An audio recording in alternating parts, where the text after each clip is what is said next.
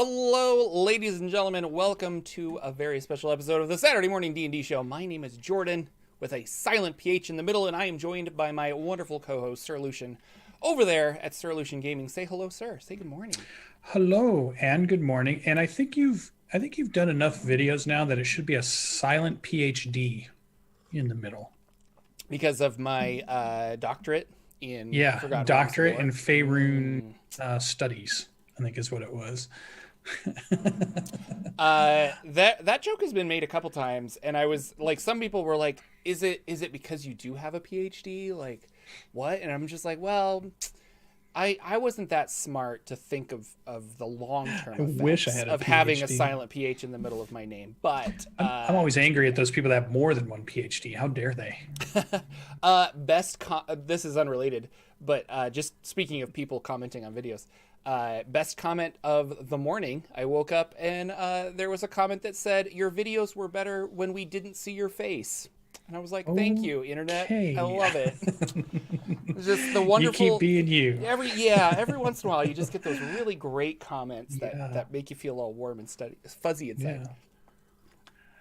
Yeah. But maybe that person's having a bad day. Yeah, it's tough. You don't take it personally. You just keep going, and you block them, and they're fine. We're Dungeons and Dragons talk show. We just kind of talk about all the D&D news. Tasha's is coming out soon. People are freaking out. Tuesday, yeah, it's coming right around the corner. They're gonna have or the review early copies that Wizard sends out to people have already gone out. So I know a couple people that have already got it, and they're very excited. Apparently, if you had to make a winner of Tasha's Cauldron of Everything, Wizards are the winner. They get the majority of the magic items. They get the majority of abilities and new spells and all kinds of stuff like that. Loving it. And then the loser of Tasha's Cauldron of Everything is monks. Apparently monks don't really get anything cool. Like, that's what I heard. They've got Stunning Strike, and that's a mark against them in the first place. So yeah, so I don't know. It's kind of interesting. Like I was like, okay, but I have no interest in playing a monk. It's really weird. Like, I have a monk in my campaign, and actually there's a monk in my Wildmount game that I'm playing in. And the only monk that interests me is the elemental one, where I can use ki to do like flaming hands and stuff. I like that one too. And apparently that's the worst one. Like, oh, no. Like if you look through it, like, statistically or something, like it does the worst damage, and it's not the most efficient use of ki and things like that. But I was like, I don't know.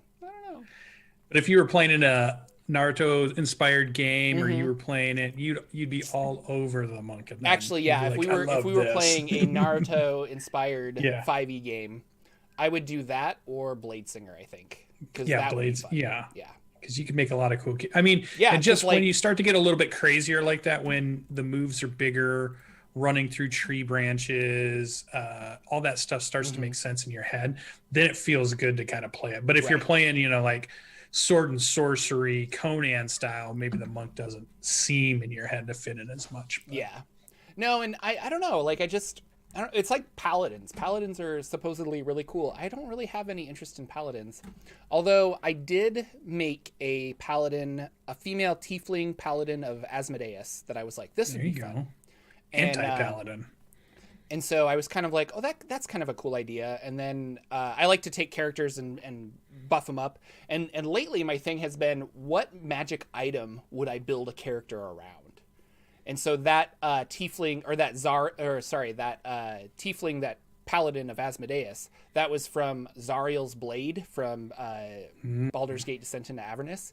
And I was like, that's a really cool sword. How could I want to build a character around this. And so I built this level 10 paladin. You need to be a paladin of Zariel then. You can't have Zariel's sword and be a paladin of somebody else. Well, no, she works for Asmodeus. He's the god. No. So, you got divine stuff. I'm not making a pact with Zariel. Although now a pact warlock of Zariel would be kind of cool. There you go. Fun.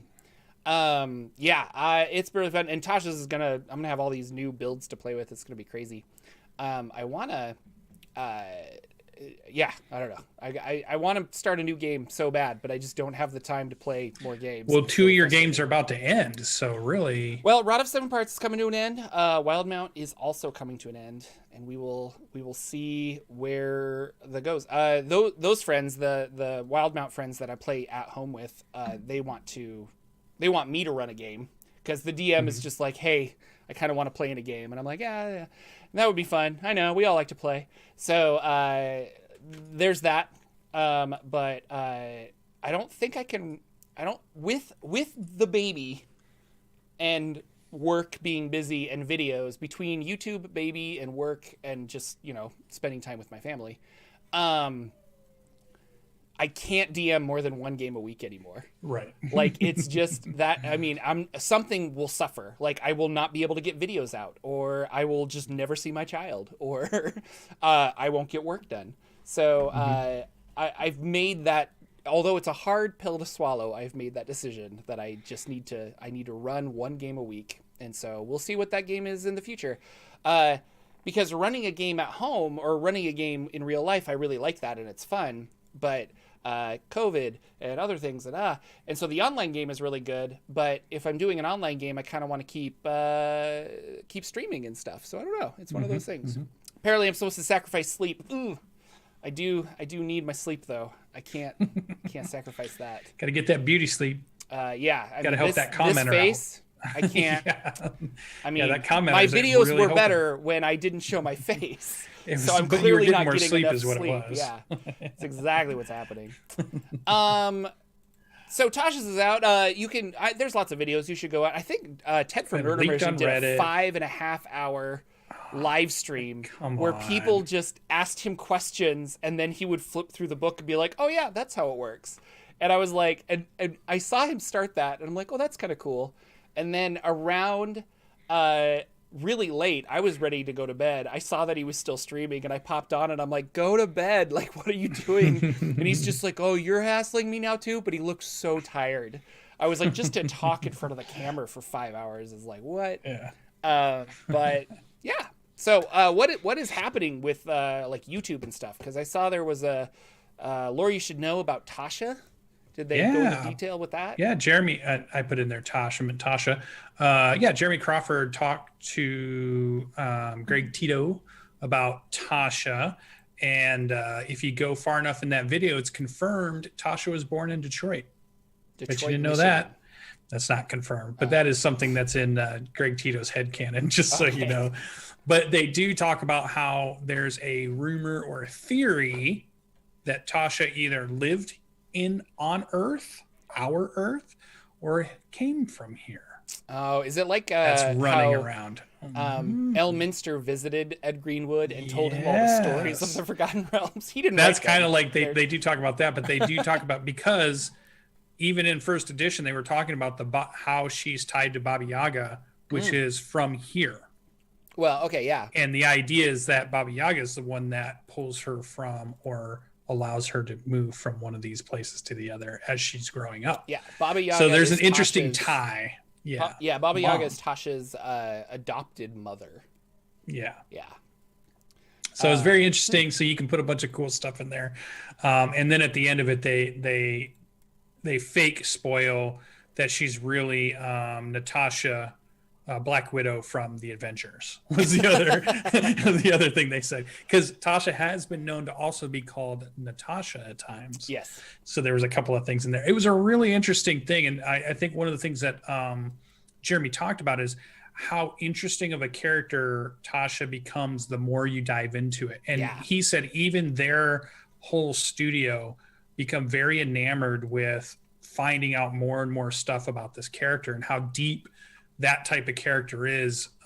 Somebody who comes from somewhere else, grows up amongst gods and demigods and in these places and planes, and then is involved with so many different crazy different beings throughout the multiverse here, that there's a lot of interesting history with this character. And so I was like, oh, this is pretty cool, and so I think it's a good video to watch if you haven't got into it. I'm sure most of it's in Tasha. Another hint he throws out there is that you will notice that Tasha's quotes have a lot more modern language, a lot more modern grammar. So lazy than you writing. Get from some of the other. Yeah, there you go. And he did claim that some of it was he wrote some of those. So that's probably part of it. So, fun. But I think they are leaning towards a connection. And that's always something that's evocative, I think, for most people. If the books are always better, if you can imagine maybe one day it'll happen to you, you'll fall through the Alice's Wonderland or whatever, and then there you go, oh, I found this rabbit hole and I climb in, and oh my god, now I'm in this whole new upside down world or whatever. So I think that's pretty cool, and I like the idea. But even getting past the lore, come on, 22 subclasses, new rules, new magic items, new stuff. I mean, it is a huge book. You combine that with our other book of everything at this point, and it's insane. It's like there's so much to choose from. It's crazy. So that was what they did. They didn't do too much more on the book itself. D&D Beyond's been blasting videos out left and right. They had one on group patrons, so you can talk about group patrons, which shows up in there. They do a deeper dive on the artificer class, and then they did a couple of videos on each of the subclasses of it. So there's you can watch 4 different videos on D&D Beyond about them talking about it. Alchemist, Artillerist, and Battlesmith, all pretty cool, and I'm sure lots of people want to play some of those classes. Then they had a really interesting discussion called switching subclasses, and Ken brought it up as just they have a building character show, and he mentioned, with all these new subclasses, what does your dungeon master do? What does your player do? How do you address this in your campaign? Do you try to figure it out narratively and let them change? Do you tell them no, they're stuck with their character? What do you do? And they kind of got in that discussion, and James Heck is on that video, and he mentions, well, it's funny you say that this is addressed in the book. So they actually address switching subclasses or changing up the character you're playing, including Tasha's. So I thought that was it, because that's not something we saw on Reddit. Maybe we saw it on Ted's, if you guys, I guess, watched Ted's 5-hour marathon of Show All. But yeah, and I hadn't heard that yet. I mean, so I'm just trying to think off the top of my head, narratively, there could be some really cool things. Maybe if you're a warlock, maybe your patron changes, or if you're a cleric, maybe your god, it's oh my gosh, they killed my god, but this one took its place, so now I'm getting powers from that god. So you change your subclass. But a lot of subclasses, it kind of feels well, why would you do that? I don't know. Not why, narratively. Or could you come up with a narrative how would a thief be well, I used to be a scout, now I'm an assassin. I don't know. I guess you could change it, but I don't know. But most people might not even change that way. They might change their whole class, right? They might want to go to a whole new thing. So I think that's what the discussion was around in your campaign. In Jordan's campaign, your players come up to you and say, man, this really cool new book is out. Look at all this cool stuff, and I want to do some of that stuff. Do you then push back and say, okay, but you got to give me a narrative reason? Or do you say, yeah, man, whatever you want to do? Yeah. Actually, we don't care if there's a narrative reason. Legit, this just happened because LB's playing in my Rod of 7 Parts game, and she sent me a message, and she's like, so I kind of wanted to try this I think it's the Inquisitor rogue. And we're level 11 now, but she's like, I have so many better uses for my bonus action than to grant somebody else help. And we're not doing the kind of detective things that she kind of maybe thought we were going to do, in cities and stuff. And so she's like, can I switch it to assassin? And I'm like, yeah, if you're going to have more fun, just be an assassin instead. So she changed her thing. And that's kind of how it works. I had that where I was like, hey, my Warforged Eldritch Knight 7, I took this cantrip. I thought it'd be cool. It's not. Can I swap it out? And they were like, yeah. Who cares? Because a lot of times it's who cares? If you're not having fun with it, that's fine. But the thing is I don't know. They always have these rules where I'm the DM can bend whatever rule they want, except we have to have them for Adventure League and things like that. Because then it's just well, you can't, And then you get those kind of jerk DMs who are just well, no, the rules say you can't do it. And it's but where's your cutoff? Yeah. Is there a cutoff at some point where you say, are you going to let them do anything?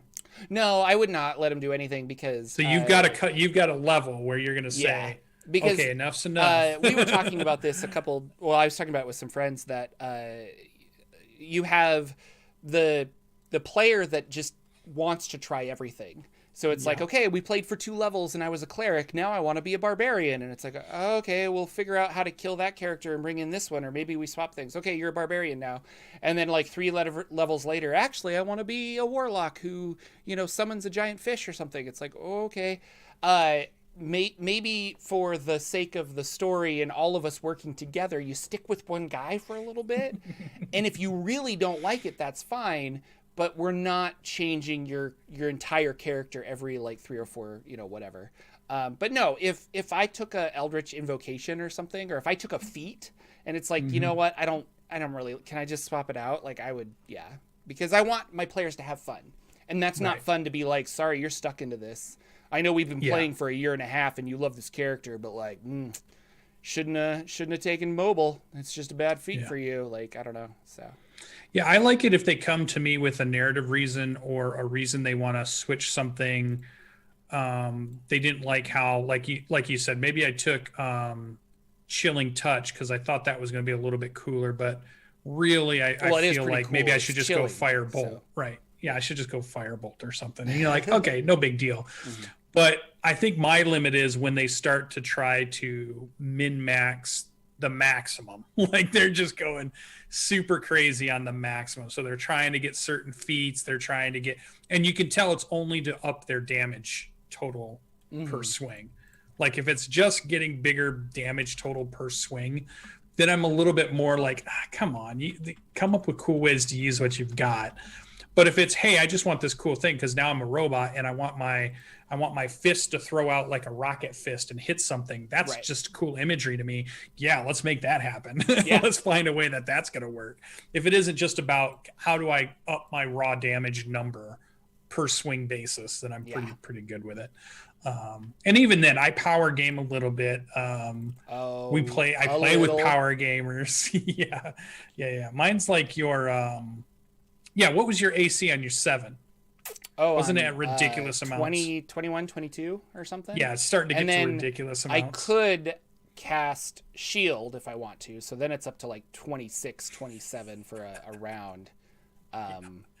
Your DM hated you. No, he started attacking the other players, and it was kind of it was like, funny because you're like, anymore. I'm supposed to be taking the hits, but if he can't hit me, you're right. Like if I was a monster and I'm like, I can't chew through this guy, I'm gonna go after this thing that's hitting me from the side. So it's kind of interesting, but I don't know. That was the whole point of that character is I wanted to see about how tough it could be. Yeah. That's pretty good. So I thought it was interesting. I think it's a conversation that everybody's probably having at their table, at the 5e table. For those of you that are playing 5th edition, this book is definitely going to generate the players going to their DM and asking some questions. What can we use? What are you going to allow? Can I change some things? Maybe I've been a ranger this whole time and they finally come up with a subclass ranger that I love, like that they just haven't had yet. Or maybe Artificer was kind of cool, but now the new way they're introducing Artificer really has got me. So I want to do this thing.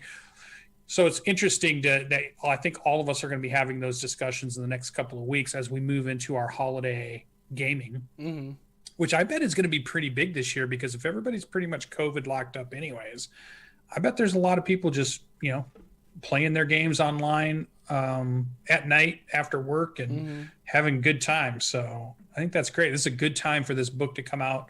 I think it's super popular for Wizards of the Coast. I like when you were saying the winners of this was Wizards, I was thinking, Wizards of the Coast are going to make a ton of money off of it. Oh, no. Meant the class Wizards. Yeah, the Wizard class. Yeah. And then I caught on what you were talking about, so I thought that was pretty funny. Is there any single one that is your favorite that's coming with this book? Oh, classes? Like subclasses? Just the new introduced, we didn't have it before subclass coming in, one of the 22.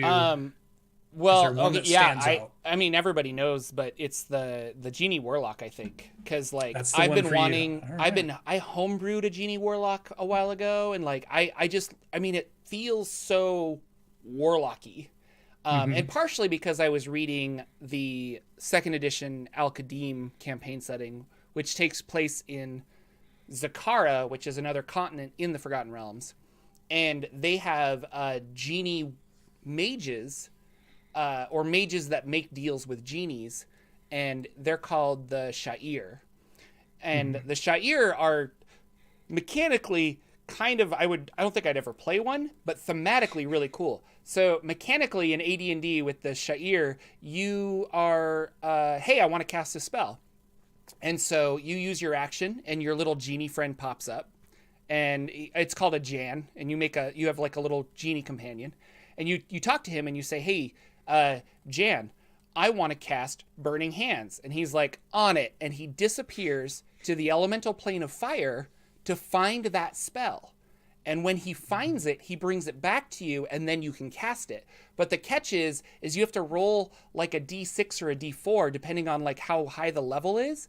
And it's that many rounds before he comes back. So you're like, I want to cast Burning Hands. He's like, okay. And then you're like, all right, 3 rounds later, I'll be able to do the thing I wanted to do. That's not fun mechanically. Yeah. Like that's bad. But I liked it because you could, it was always a negotiation, and the genie could get elemental spells really easy, but divine spells, it would have to go to the god. So it's like, okay, I really need to cure wounds. And he's just like, ooh, I gotta, okay, let's go see if, how you doing, Salune? I really need a cure wounds for my genie guy. It doesn't worship you. No, not at all. And so from a roleplay aspect, it would be kind of cool to have he comes back and he's just like, I couldn't get that spell, and actually you're in a lot of trouble with Salune now. And it's like, what? But I did get you a healing word, so here you go. Or something like that. Yeah, I like that idea. And I think that would be fun. If you wanted to, the Genie Warlock, you could play that up really well. If your DM especially if leaned you're into packed it. of the chain. And I would totally reflavor a pixie or an imp as being one of your Jans, and the Jan can fly around and stuff. So it's really cool, and genies are a big part of Zakara because of lots of influences. But yeah, it's interesting. So it kind of made sense for that region to have it. So I don't know, but I really I've always liked Middle Eastern mythology, and I like genies and things like that. So it's kind of cool. Yeah. So very cool. I'm excited for the Drake Warden for sure. Pet dragon, I'm in. I mean, I'm just like, and like the runner up to that's the Battlesmith with the pet robot dog. I mean, if I can have spells a robot that they dog, changed so that you can actually summon an undead or summon this that's kind of scales with levels. So I'm all about it. But I'm interested to get into it because I didn't go out to Reddit and look at all of the things that they got leaked. So I've still not really seen a ton of it. So I'm interested to get it on Tuesday and to take a look at it and to go through. I always love a wizard, so I'm interested to see all the new wizard stuff you're saying is in there, which is going to be pretty cool. Lots of good magic. And I'm sure our show next week will be chocked full of Tasha talk. So next week's show is Saturday morning Tasha talk. So just be here for that. Also, the errata came out. Which had so they did errata for Rising from the Last War, Eberron, and for Sword Coast Adventures Guide, basically reflecting what was in or what is going to be in Tasha's. So if you're curious about the changes to Artificer and the changes to the Bladesinger and stuff, you can go download that. Really cool. The Artificer got a lot of changes actually to make it more. I don't know. They just fine-tuned it a little bit, and I think you get your homunculus at like level 2 rather than level 6. So a lot of changes to the overall class. But the Blade Singing Wizard, the really cool thing that I liked is that at level 6 you get extra attack, where you can take 2 attacks or 2 attack. Yeah, 2 attacks with 1 attack action. But the catch now is you can replace one of those with a cantrip. So I could, and then going back to our Naruto game, that's why I would want to play a Bladesinger, because I could attack with a sword and then lightning palm strike, shocking grasp or something, and then run away really fast. That would be fun. Yeah, Chidori. Love it. So opens up a lot of really cool stuff. Also, because it's a cantrip, you could do a lot of interesting things like Blade Ward, where you have you are resistant to bludgeoning, piercing, and stuff like that. So you could forego one of your attacks to get a defensive stance and then still attack once. And I like that. Very cool. It's cool.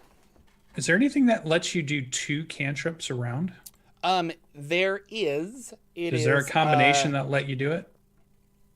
Well, there's a magic item in Eberron It's some bracers for warlocks that let you cast a cantrip, and then you can cast the same cantrip as a bonus action if you have that magic item. I need that in my game. That'd be because there'd be some good characters around that too. No, a dual cantrip.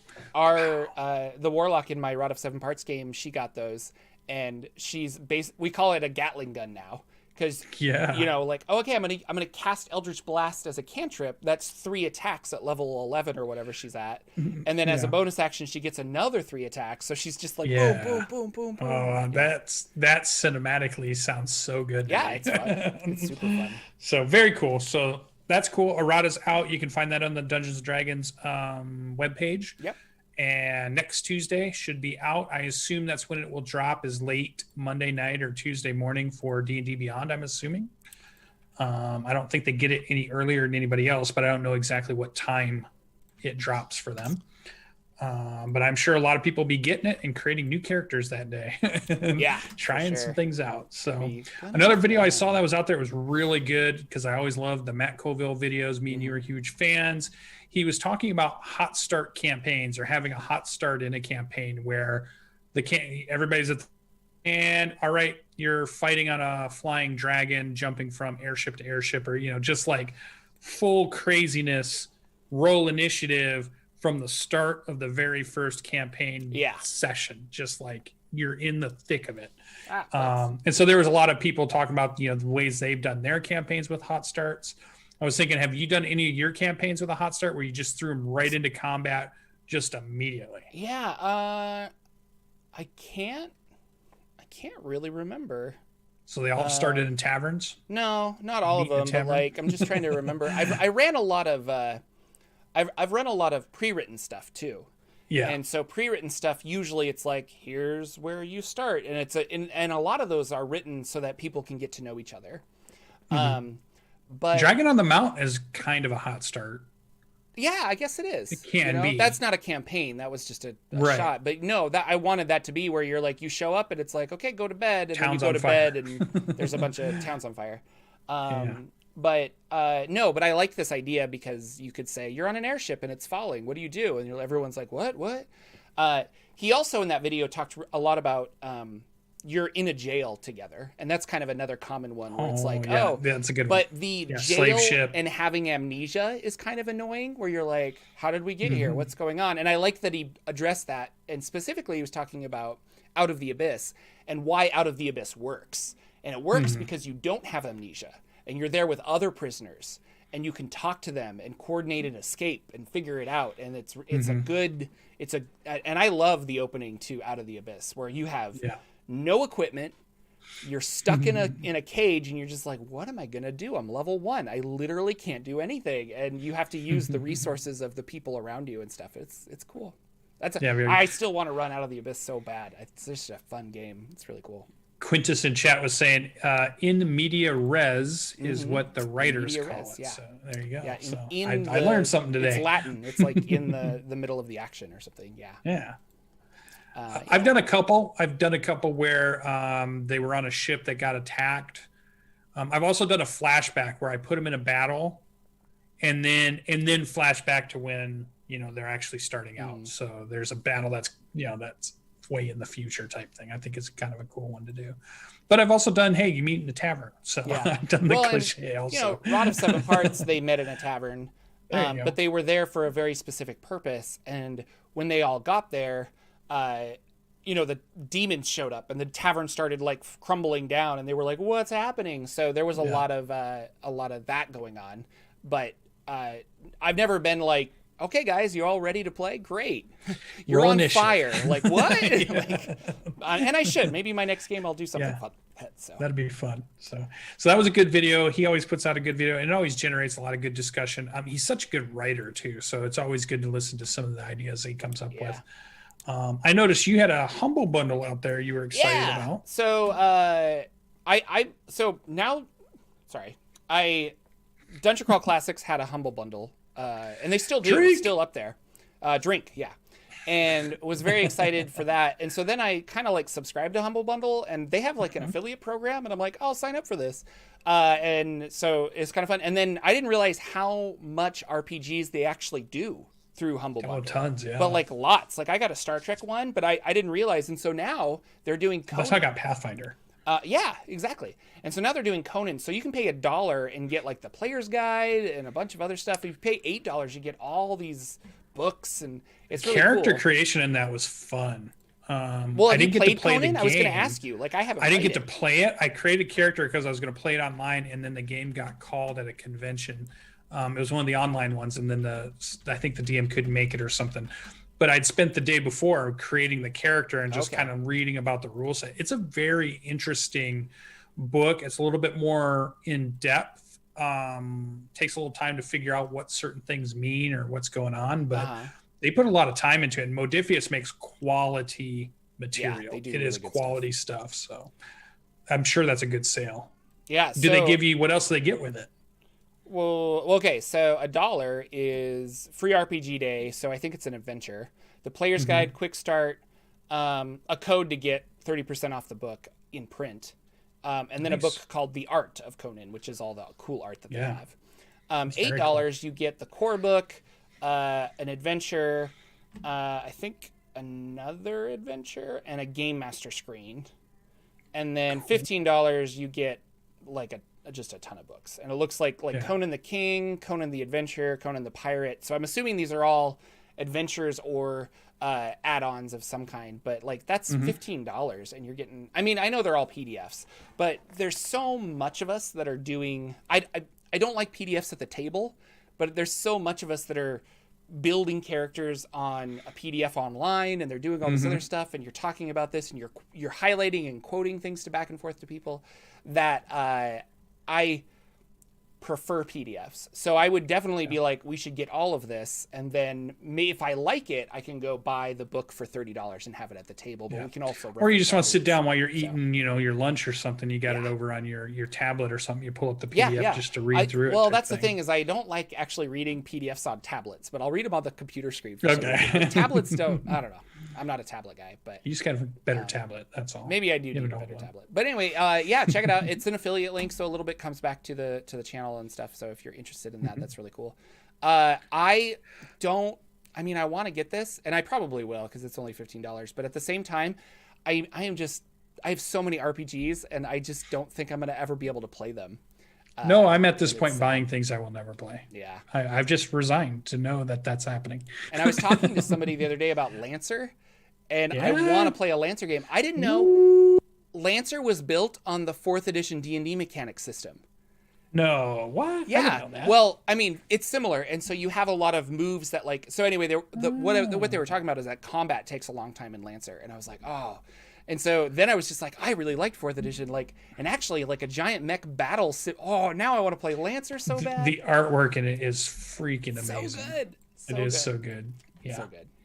It's good. Well, Elise, I've got it. Hello. Happy late birthday, I think, Elise. So welcome. Yeah, I thought I saw that on Twitter. Birthday and her 2-year anniversary on DMsGuild, I think, is what she said. That's awesome. Very cool. The one I did that was like $11 or $12 or $14 is how I got Pathfinder 2nd edition and PDF stuff. And I think because I did like 11 or 12, they also threw in Starfinder. So I was just like, how can you not have 22 different PDFs of Pathfinder stuff for like 11 or $12 or something on a Humble Bundle one, back when they did it. I was like, you can just get so many good things. But yeah, I'm at that same point where I'm buying stuff I'm probably not going to get to play, but they're so good. I have to do it. Yeah. But there are some Kickstarters out there I saw that you might be interested in if you want to spend that 11 or $12. Wild Sea, I just backed this morning. You might have saw any of those following me on Twitter would have seen. I did it. I pulled the trigger on Wild Sea. I love the concept. Listen to this concept. Everybody goes to bed. They wake up, and from the west, vines and growth and trees and bushes and all of nature has just exploded like green lightning. They almost, like an upside down green lightning. It's just like the whole world has been covered, and they called it the verdancy is what's happened. And now the world is about how do you survive in a world that's just been chocked full of things. And what they do is this whole book is about, and they've got some cool pictures on it, is you're a crew of a ship that has chainsaws on the bottom, and they ride the green wild sea to go to places and do things. I'm like, here's my money. Come on. And what kind of cool idea is that? And the whole part is you make your ship and you talk about how it works, and they've got all kinds of cool artwork. And I'm like, and they show a graph of the system's built on like Blades in the Dark. So it's a very narrative D6 system. Yeah, it's a great So it's system. like everything is like you roll, 6, triumph, 5 to 4, conflict, 3, 2, 1, disaster. If you roll doubles, there's twists. And I just like, oh my God, that sounds like fast and furious role playing when you're getting that kind of stuff going on. So it just sounds really cool, and I backed it. So I can't wait to get that. All of it looks good. There's a guy in a wheelchair with a crossbow, and he's got like a captain's monocle looking telescoping way to look out into the far area. They've got all kinds of like plant creature character class, it looks like. There's just a bunch of stuff. So it looks really good. I just love the idea of chainsaw ships. I mean, they've got some really cool stuff in there. So I think that's pretty cool. So that's called Wild Sea RPG out on Kickstarter. It just started backing. When did they start? No, they got 10 days to go on that. They're definitely already funded. It's funded, but so if you're interested. It's pretty good. So that's a good Blades in the one. Dark is a good system. So yeah. Everybody raves about it, and I keep wanting to play a good Blades in the Dark one, so that'd be pretty good.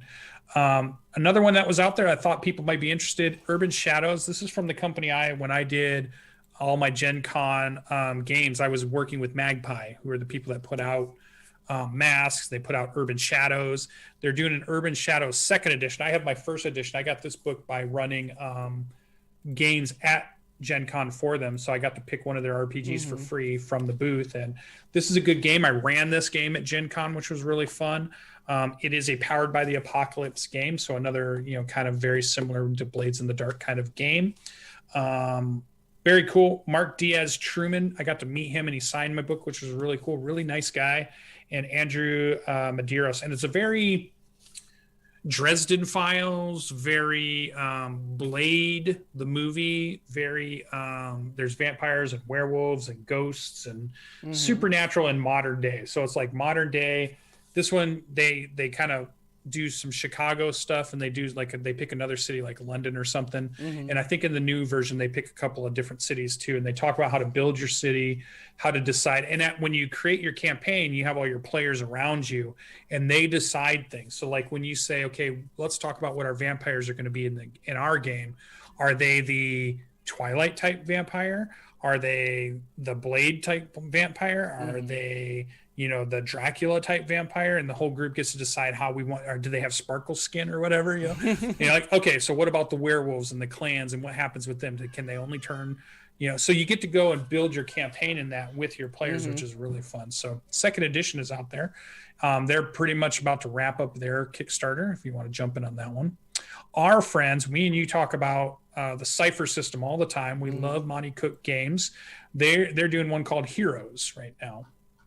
So it's all a superhero one that looks really good. Artwork looks fantastic. Heroes of the Cypher system. Yeah. So they're using Heroes of the Cypher system. So that's another cool one. I'm still waiting on my Tolus, which is coming from them because I did their last one. I still might do this one. They do a good job of, if you miss the original campaign, you can still back it a little bit later on. And I try to back one Kickstarter a month if I can, so my wife doesn't go absolutely crazy on me because I'm backing too many games. So I'm hoping that maybe I might pick this one up as my next month's game, maybe, since I just picked up this looks like you're playing superheroes and stuff with the Cypher system. Yeah. So. And like emergency first responders kind of thing, where you have superpowers, but you're a first responder. So you're there to help with fires and earthquakes and bad accidents and snowstorms and hurricanes and things. I thought that's a cool take it on superhero route. I mean, you still can be the Marvel type universe one, or you still could be, fighting big supervillains, but that's a cool take to think about. What if you're just there to help in natural disasters, and that's how you've used your powers and things, and then maybe eventually you fight a supervillain or something later on, but your basis is in helping during natural disasters is how your campaign starts. I thought that's a cool, uplifting kind of fun session that I've never even thought about doing with a superhero thing.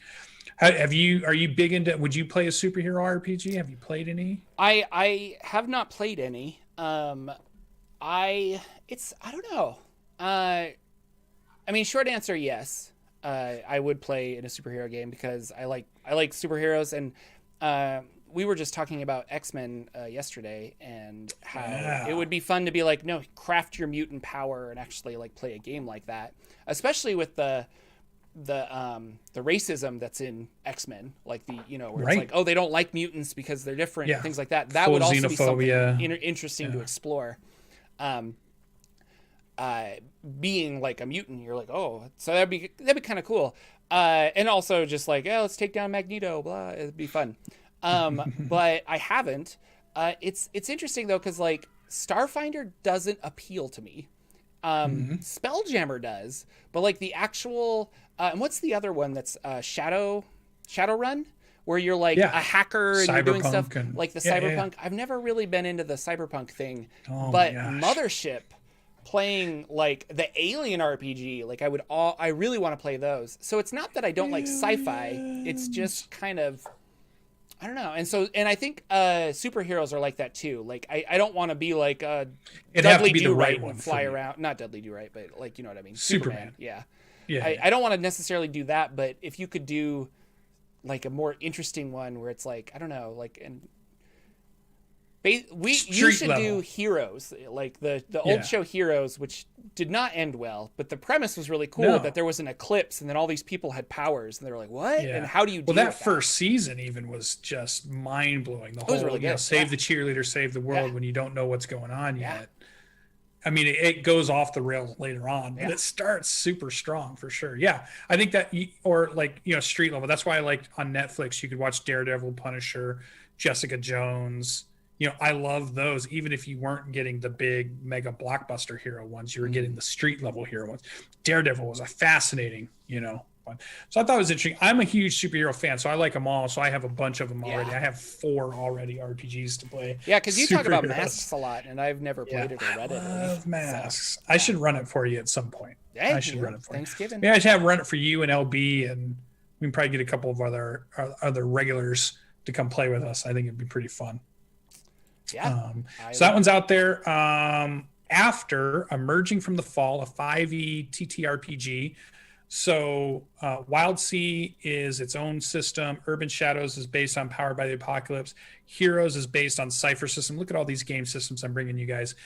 After Emerging from the Fall is a 5e campaign setting. If you're looking for basically a post-apocalyptic but using 5e and rules. 5e, is that good? Like, do you like that? I think I've heard it's good. I mean, I've heard it's pretty good. I'm sure you could use your Tasha's book in it in conjunction, so it'll all work out. But good evocative artwork. It shows kind of cyberpunk and post-apocalyptic. You could do a Mad Max game in 5e.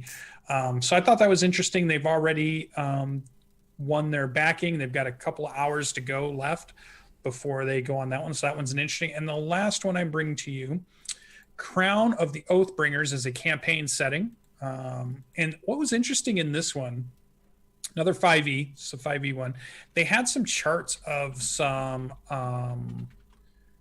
surveys they did. So they said they showed some surveys here about which player settings do you enjoy playing the most. Please choose maximum of 3.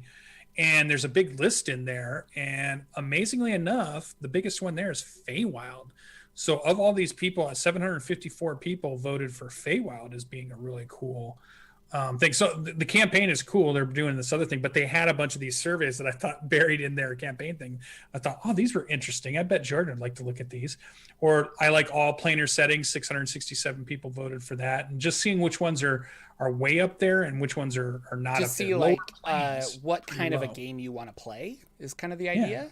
Or which planar setting do you enjoy? And then they did another one. How do you feel about sandbox adventures? So they had 2,000 responses.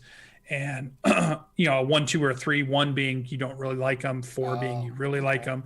3 kind of came in the middle as, so it sounds like for the most part, people like sandbox. And then they had which classes make the best arch villains. They had 2,000 responses to that.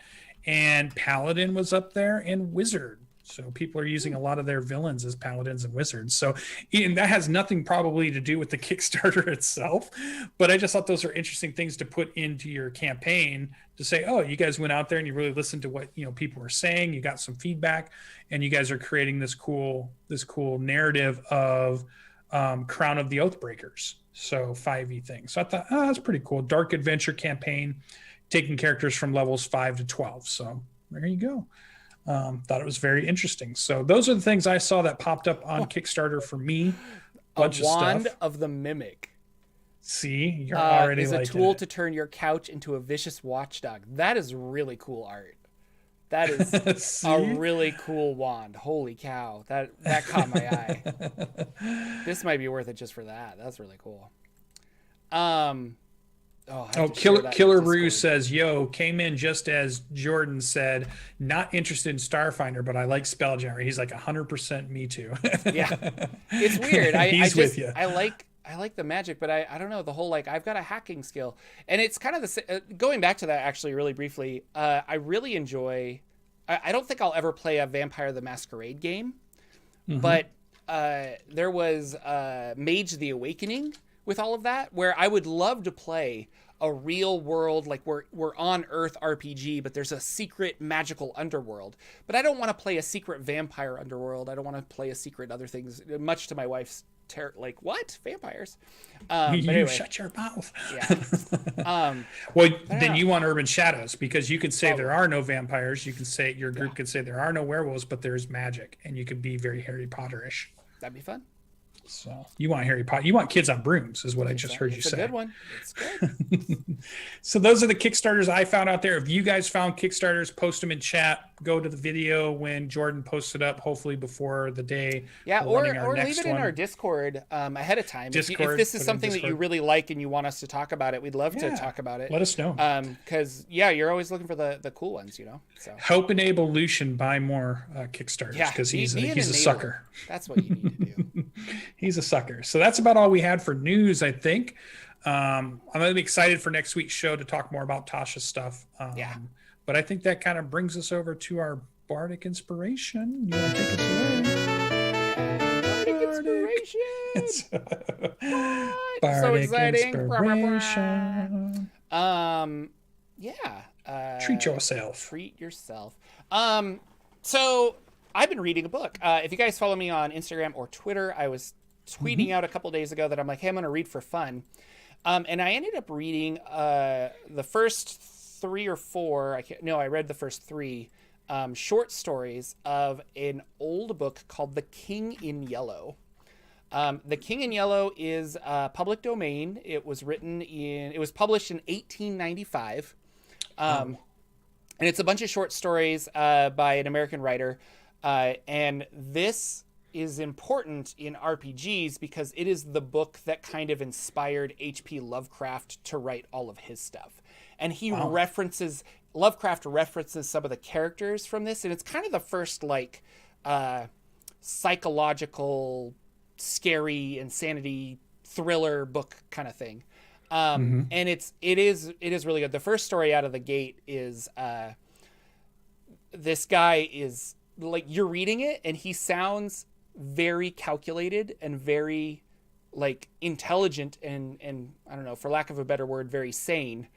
But the more you read it, you're like, the way people interact with him, you're like, he is like, he's crazy. Like he's just, there's something off. He is not one like that. And then the whole thing turns into, anyway, it's really interesting. So, I actually got this off of Project Gutenberg for free and put it on my e-reader and just was reading it. It's a lot of fun. Nice. So, The King in Yellow, but here's what I thought was really cool about it and why I wanted to read it, is The King in Yellow is a fictional play that the writer references throughout these short stories, but it doesn't actually exist.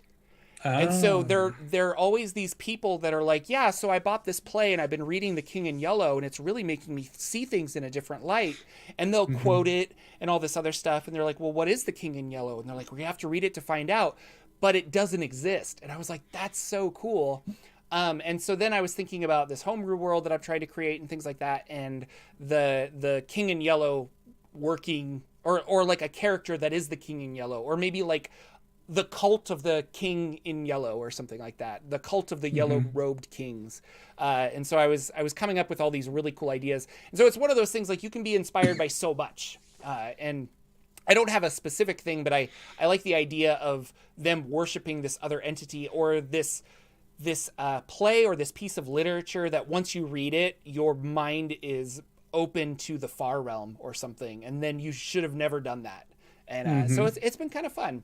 I don't know if I'll finish the whole book because I have a lot of other things to read, but those first 3 were really fun to read. It was really interesting, and all of the King in Yellow references. It's kind of cool. So that's cool. my Bardic Inspiration. I really liked it. Very cool. Well, I wanted to round out this week. I've been thinking about a lot of my latest suggestions have been big changes to the world in some way. We did Water World, we did Center of the Earth, Inner World, we did Dungeon World, we did all these things. And I thought I would round it out with the only one I really haven't brought up on the show, which is a full-on desert world, just full Arrakis, full spice, full, dark sun, I guess, in some ways, because that's just a blasted planet of desert or Mad Max or anything you want to go at. But coming up with the idea of your campaign where it's basically sand upon sand upon sand with little outposts of utopia or oases or things still struggling for the sand not to cover over, but probably the sand will cover it over in just the next few years or something anyways. That whole idea. And how do you traverse? What are the environmental effects that you're dealing with? What are the creatures that you have? How do you change everything into a sand something? So how does that affect werewolves and vampires and beholders and dragons and all this stuff? How do they adapt? Or now are they sand dragons? Are they sandworms? Are they, sand, displacer beasts or whatever? Do you come up with different ones? And I just think it's interesting. I also like the idea that somehow you have a ship that sails on sand. You come up with a way that it cuts through the material of the sand until you have to go around rock. You have to make sure you don't hit rock, but that would allow you to have like sand skimmers and things and do some cool stuff with that. I thought would be really cool. And then having water as such a scarcity and such a thing that maybe create water, the spell completely out, and then have to figure out everything's based around it's not gold, it's water rights, or it's trading of water, or it's trading of this kind of stuff. So where could you go with your currency, and how does that change a little bit?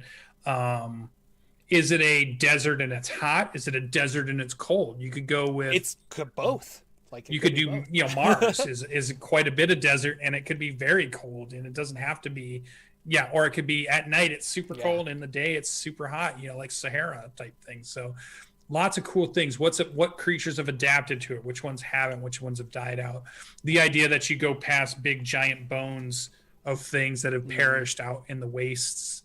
I don't know. I just feel like that's an evocative. You could play a lot of different style of games that way. Dune's amazing, and playing a survival game is really good. Yeah, and that can be a lot of fun. But also, so immediately I'm thinking of the Dungeon Crawl Classics Take a Drink. Peril on the Purple Planet is really fun. It's not a one shot. It is it came in a box set. So it's a bunch of little adventures of you exploring this purple planet.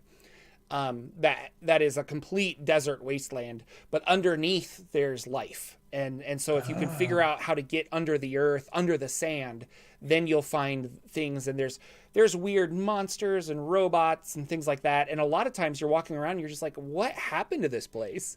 Because there used to be a city here, but now it's under 8 feet of sand. Like, what is going on? And that, I like that a lot, especially when you're very unfamiliar with it. Like, because you can play those games in two different ways. Like, are you magically transported to Arrakis and you have to kind of figure out what's going on? Or are you part of the Fremen society that is living there and this is how it has always been? And you're now you're dealing with invaders or something. Or your child that you're taking care of eats all of the weird lizard folk eggs. And you're just like, what are you doing? You can't eat those. How many of those did you eat? This is stop it. Behave yourself. And it's awkward and it's just frustrating. But if you watch my latest Spelljammer video, we understand that the hippo folk of Spelljammer, the GIF, they are the Mandalorians. They are one and the same. And it's amazing. So anyway. I love it. So that was my Bardic Inspiration. Cool. I'll probably try to move off and give some other ideas that are not just world environment ideas that you have to deal with, because we did the cliff, we did we did all these ones where the world is just this big thing you have to deal with, and it's different than anything we've ever seen before. So I think those should round out the big, you're on this planet of whatever. So I think that's pretty cool. That's it for my Bardic Inspiration. We got some games that I heard you played. I played a tiny bit of games. Oh, yeah. Well, do you want to go? Well, yeah, I'll just go real quick. I did Dungeon of the Mad Mage. We're still in it. Third level is a very big level. Not probably a spoiler for anybody. We're still looking for the infamous Skullport, which we've all rumored to hear is below and somewhere located on third level. You'll hear that just about anywhere in the campaign. But we haven't found it yet. So I'm really interested to see what Skullport is. I still have made sure my eyes, and I've not read ahead or went and seen anything online to tell me, because I want to be surprised and excited when I first get to see it and what it is. And is it big? Is it small? Is it fun? Is it dangerous? Is it crazy? What's going on? So that's interesting. Those are on Tuesday nights. We're still running with that. Once Tasha hits, I know there's a bunch of character changes that some of our characters are going through. I'm playing the Twilight Domain, so that's in Tasha's book of okay. The Clear Twilight You'll just Domain. Use the official rules then. And yeah, we're going to move to the official rules for that, which is cool. But so that's going really well. Level 6 fighter, level 1 cleric so far. So we'll see how far that goes. It's been Eric Hokra. Been really fun. Really fun. So what about Jordan's game? You played a bunch of games, it looks like. Yeah, well, I played 2, yeah. But one of them is an announcement that I will be playing a special guest, which is exciting. Ooh. But Rod of 7 Parts, they're in Pandemonium, and they're running around. So there's a magical place in Pandemonium called the Howler's Crag, where the rumor is if you stand on it, you can shout like a question into the air, and the winds of Pandemonium will take it to whoever it needs to go to, and they will respond to you alive or dead. So it's this cool magical place where you can, and nobody really knows why it works or how it works, but it's just this weird part of Pandemonium, and I love stuff like that. Another interesting place about it, though, is if it doesn't understand how to, or one of the ways it can help you, assist you, is teleport you. And it's an unknown, this is not known to a lot of people, but if you get up there and you say, I don't know, Plane of Fire or City of Brass, you could get teleported to that area. So my players are looking for this treasure cache of magical items and stuff from, it's part of their side quest to go find this thing, but they don't know where it is. So they had the idea of using the Howler's Crag to ask the dead guy who owned it, where is it? And it was interesting, and I wanted to talk about this because, like, as a DM, you make a lot of mistakes sometimes. And this is one of the times where they asked about that, and I was trying to give them the information, but I didn't know how, and I was stumbling over my words, and I'm like, yeah, I think you kind of know, and then it hit me that I should just have it teleport them there. And so I stopped the game, and I was like, I'm sorry, can we forget that all of that ever happened and go back to when Rikiri actually asks the question? And everyone said yes. And I was like, okay, here's what actually happens. And then she teleports away. And they're all like, what? And so my point with that is don't be scared to just be like, I made a mistake, but I know how to fix it. Rewind it. Let's just rewind real quick and go forward with this. Oftentimes your players are like, oh, that is way better. That is really cooler. And they'll be on board for it. So don't be afraid to do that. And I mean, I'm streaming to the internet, like, how embarrassing, Jordan, like, you're not a professional DM, and I'm not, but, I thought it was a good learning experience for everyone that you could just be like, wait, I fixed it in my head while I was talking. So now our party's split. 2 of them got teleported over here. 2 of them are still at the Howler's Crag. A demon shows up. Wednesday is going to be a very interesting show. Be a lot of fun. Wildmount, we had some really good fights in Wildmount. It's been a lot of fun.